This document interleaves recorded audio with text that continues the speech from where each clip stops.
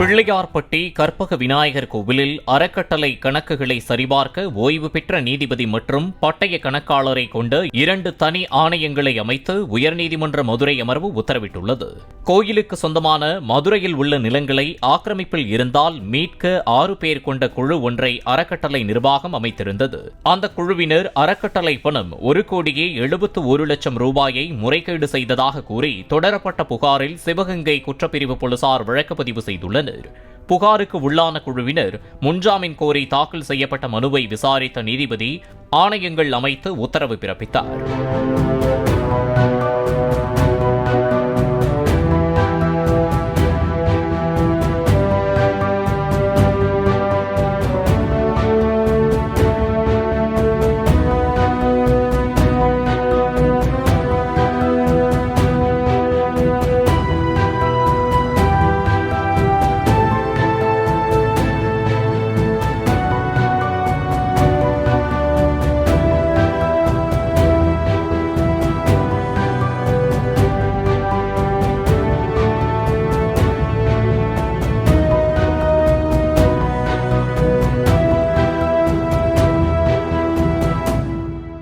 Play store மற்றும் app ஸ்டோரில் இருந்து பாலிமர் செயலியை QR கோடு மூலம் பதிவிறக்கம் செய்யுங்கள்.